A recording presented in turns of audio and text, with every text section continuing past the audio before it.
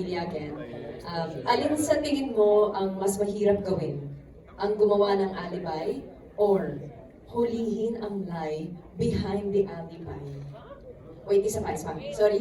Para tayo na confused. Alin sa tingin mo ang mas mahirap gawin? Ang gumawa ng alibi or huliin ang lie behind the alibi? Ito, right, yung James. Twister.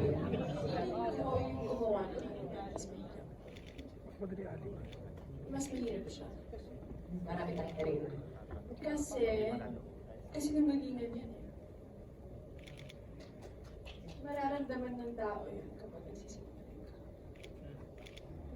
You feel, I think for me, as a person, mas mahirap yung gumawa ng alibi. Alright. Diba? Oo nga. Ang naging alay ng class na ito, diba? Parang bugtong yun diba? Tough questions. I mean, simple questions but tough to answer. But thank you, Kim, Sam, and Sophia for that. Ngayon naman, punta po tayo kay Mr. John Garcia. Mula po sa social media. Just based off the trailer alone, it seems as if you'll be portraying another remarkable role. How is your character this time around, and what is it like? Please do elaborate to be paired with Miss Shasha for this show.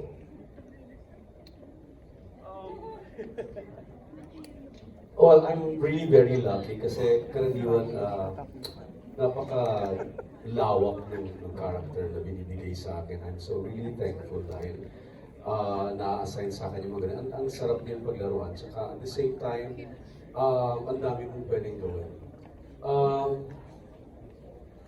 Siguro, kapareho, mahaba ito eh. Ito na lang. Sobrang magmahal si Arthur Cabrera. And sobra siyang mag-protect sa kanyang family. And sabi ko nga, gagawin niya ang lahat para i-protect lahat ng mahal niya sa buhay. At yun ang kanyang naging tragic flaw. Yung mismo kanyang, yung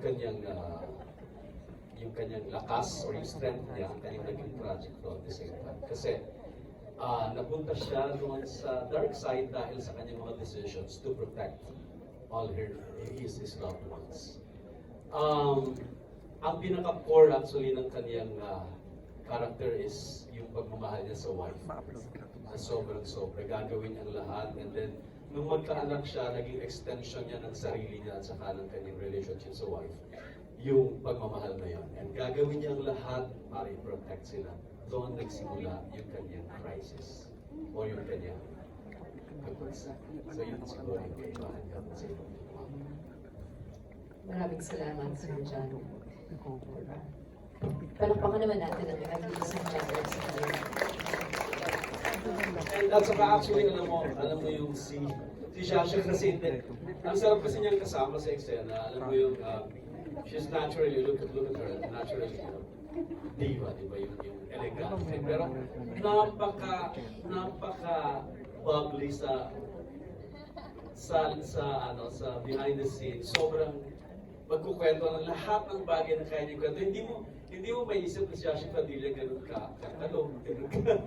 Lahat magkukwento niya. So sobrang saya kasi yung rapport ninyo na tatrabaho na hindi nyo pinipilit, hindi puwersa.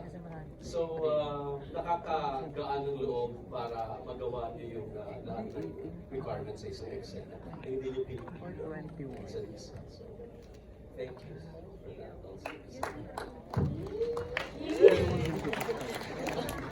No, it's just really inspiring how hear you talk about your co-actors and unreal. Anyway, next question. It's a social media question to Mr. Romnick Sarmenta. Ang haligi ng ABS-CBN. Sir, ang tanong niyo po ay, you've already been a part of many successful projects. How is The Alibi different, and what made you say yes to this project?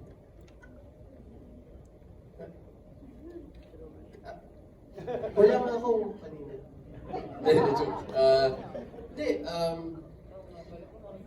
I always choose to work with people that I have worked with before mixed with people I have not worked with before. Kasi syempre, di ba, lalo na pagka television series, you work long hours. You work for so long. And if you're not going to enjoy the work, if you're not going to be working with like-minded people, it's difficult. So when you get the chance to meet new people at work, and then still at the same time work with the people you've worked with before that you really enjoy, bonus yun. The fact that people say that I've been around other projects that are so successful, it's also because of the people I work with. Yeah. So, Dreamscape is there. I mean, the directors I have worked with before. Si Direk Onat kasama ko sa High Street. Si Direk Jojo, I've worked with her before also. Kim Pa, I've worked with them before. This is my second time working with them. And when I heard that it's them, sabi ko, tara, game. Diba? And then the others, you know, so it's a given. If you're working with the right people, you're working with people you can talk to, be comfortable with, and create with, sobrang dali ng trabaho, kahit mahirap siya. Thank you, sir. Okay, ngayon naman po, pumunta naman po tayo to a question from Hannah Mallorca from Inquirer, para naman kay Kim and Pao. I'll ask maybe Kim first. Make that Pao, sorry. The Alibi is your most daring project so far. While it's clear na comfortable kayo sa isa't isa, meron pa ba kayong mga ilangan moments while filming? And can you share any unforgettable behind-the-scenes moment for Pao? Oh, the question is for me? Yes.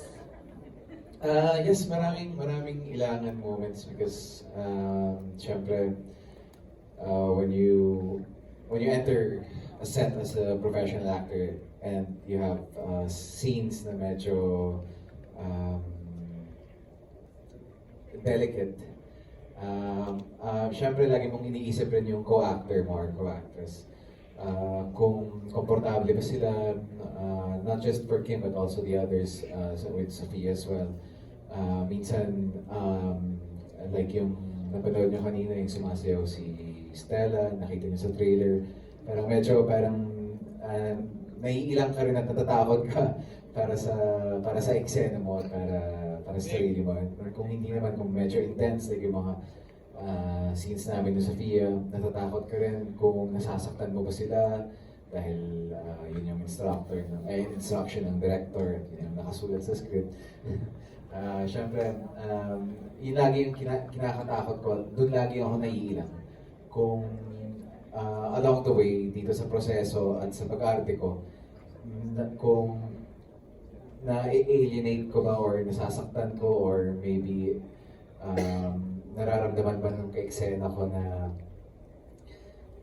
napapastos ko sila in some way. So, as much as possible, I try my best to talk to them first a bit or show them what I'm gonna do. Pero, ayun, yun lagi yung kinakatakot ko. Doon ako naiilang palagi. And I'm sure pag naiilang ako, naiilang rin yung ka-eksena ko. So, Thank you, Pao, for being candid about your experiences so far. Kim, anything to add? Wala naman siguro hindi may ilang pag mga ganun. Parang kasi nangalingan, anong alibi mo? Sabihin mong hindi. Pero opo, nailang pa rin. Kahit na kami ni Pao pang 4 na project na. Pero iba-iba kasi yung ginagawa namin. So, iba-ibang intensity. So, parang nakakahiya. Mukha lang kaming dalawa sa screen, pero napakadami po talaga namin. Parang ganito. So, parang ganun. Siyempre nakakailang, nakahiya. Pero, since professional ang bawat isa sa amin. So, diba? Follow-up question came from Hannah. Okay, so ito naman, another question for Kim. Grabe ang transition mo from your first role to The Alibi. Can we expect you to take more varying characters from you in the future? Grabe. Mahalin niyo muna si Stella bago tayo tumalon sa iba. Please love #Stella. Nagpakaawa. Pero, iba-iba naman, dito naman sa mundo ng showbiz, ang daming characters na pwede mong i-play. It's up to you na lang kung paano mo siya gagampanan at depende na rin sa pagkakasulat at pagkakagawa. Thank you, Kim. Aya? Ngayon naman from Nika Sabio from Push ABS-CBN. To Ms. Shasha Padilla, the question is, how do you feel returning, doing a TV project? How do you prepare and adjust for your role? Again, the question is from Nika Sabio of Push ABS-CBN. Nika, thank you for your wonderful question. Kaya ba matagal na wala yung love life? Ay, di, meron din. So, nakaka-excite kasi pag sinabi pa lang sa iyo yung cast. Kaya Kim pang third ko na ito na, so talagang very comfortable na. Kim pang first time. But working with actors that I get to be with, not only, kasi nag-aasap din kami, so ibang field. Tapos biglang ito artista na may mga characters kayo, na nakaka-challenge talaga. And nasasayahan ako kasi kaya Direk Jojo nakatrabaho na siya. Yan, first time namin. So, very intense, iba yung masarap kasi ma-handle ng talagang magagaling na director. Dahil ako always open to learning. Yun palagi kong iniisip. Kailangan meron ka matutunan dito, meron ka ma-take home sa mga kasama mo. Iniisip ko palagi. Pati mga style nila pag-deliver, pinag-aaralan ko yun. Initignan ko sila, maganda yung ginagawa niya. Meron din akong takot, syempre, tungkol sa emotion, because acting is a lot of emotions, right? So, you really have to be there on the set. And joke ko nga sa family ko, sorry, hindi ako masyado I'm not in touch with you, medyo may method ako ng konti. Kasi meron ako dito, pamilya. So, sila yung inaasikaso ko, sila yung... So, napakadali din pala kapag nasa set ka like you were in Cebu. It was easy to slip into your character. And we even say, oh, we miss Cebu when we see it. We miss our home, we miss, di ba? Ang bahay po namin ay isang resort actually. Ganun kami kayaman. Pag naiisip ko itong pamilyang to, and years from now, I will always treasure this memory. Kasi napaka-special po talaga. Thank you very much, Ms. Shasha. To you, Sam Milby, how is it like taking up this kind of role in The Alibi? Very different para sa akin. This is the first time I'm doing a role na within the first week, wala na ako.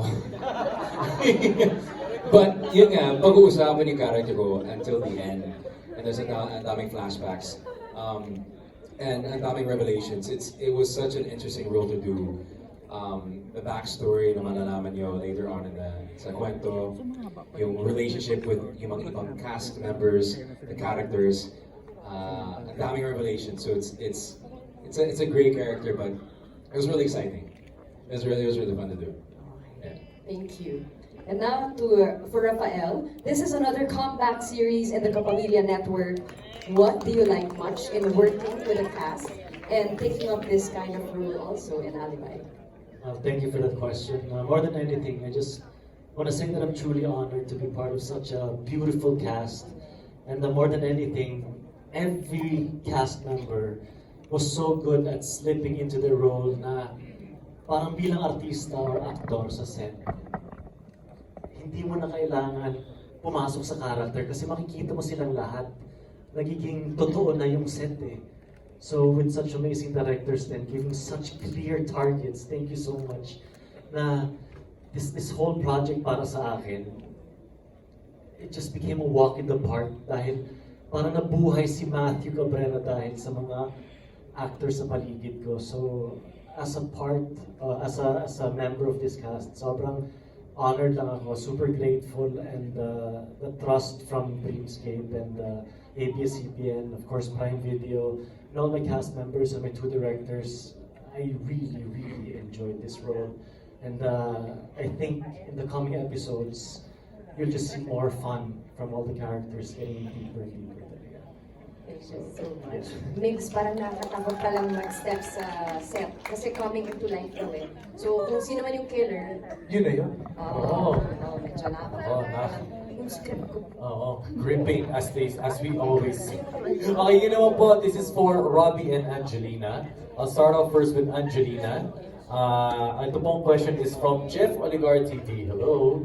Considering that this is your acting or teleserye debut, how are you excited to work with actually, of course, one of the best, some of the best in this industry, and to be part of this big project? Honestly, this project has been such a fulfilling experience. I'm very grateful to have worked with Pao, especially that Ate Kim already worked with my mom before. When they worked with that project, they worked together in that project. She wouldn't stop talking about Ate Kim. She loved Ate Kim, and I was like, oh. The moment I worked with her, I now get it. It's a very full circle moment because she's so easy to work with. Napaka-gaan po yung aura ng set at ng cast. Everyone's very patient, and every single day I learn something new. So sobrang grateful din ako sa Dreamscape, sa Prime bosses, ABS-CBN bosses for this opportunity and for the trust. I feel like almost every cast here, my family has worked with. So this project has been like a very full circle moment for me, especially with Robbie, my scene partner, because my dad has worked with his mom in plenty of movies, and they were tandems also. So. Thank you, Angelina. Robbie? Same question. Yes. Well, you mentioned that this is our teleserye debut. And a fun fact for everyone actually, the first scene I ever took with Kuya Pao was the first scene I took as an actor in my life. So, sobra talaga akong kinabahan. I mean, as you guys can imagine, right? I was in front of Kuya Pao and in my head I'm like, oh my goodness, it's Paolo Abilino in front of me with all the lights and the camera, and I was so nervous, but at the same time, as a fresh actor, I feel so incredibly blessed because during the lock-in cycles, we got to establish certain dynamics, relationships with each cast member. I felt so privileged na, halimbawa, magkakaroon kami ng medyo mahabang kwento session with Sir John.